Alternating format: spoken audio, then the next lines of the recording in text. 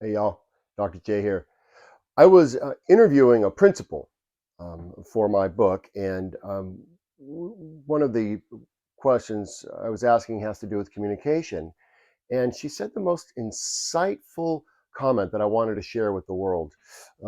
She said, and I quote, "In the absence of clear communication, negativity fills the gap." End quote.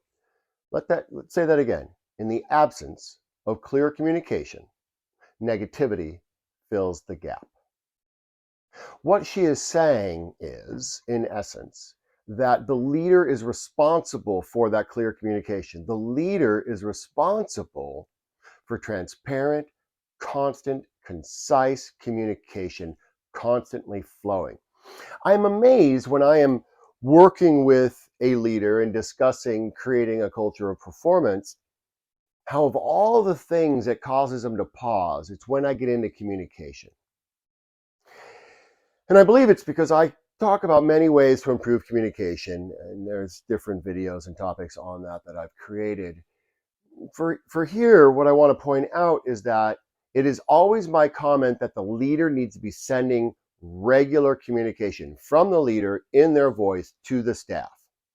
And that should happen every Monday morning. Leaders are often taken aback because what I'm asking of them is a lot of work on their part. They have to prepare either on Friday or Saturday and Sunday so that every Monday they are communicating with their team clearly, concisely, and transparently to share with the entire organization what it is that they are looking at, receiving, and thinking, right? I believe that all meetings need to be 50% quantitative, 50% qualitative, right? And so, leaders ask, well, what do I say every morning? What am I possibly going to share? Like, well, you're probably looking at a P&L every morning. You're probably looking at financial statements every single morning. Just make that what you communicate about. Let them know what you're seeing, what you're hearing, what you're thinking, what is driving you to stay awake at night, and what helps you sleep peacefully. Share that information so they know. And then make sure there's some good qualitative information as well. I'm a big believer in having a training be that other qualitative part, but that other qualitative part can be simply getting to know each other on a personal basis. Hey, this is what I did this weekend. What did you do? Who's getting married? Who's having children? Who's doing something we can celebrate? Who's doing something in their personal life that we can share? Why? Because we spend more time in the working environment than we do in our home environment. So we have to get to know people at a personal level if we're really going to build a strong team bond. I have different articles and videos about that as well.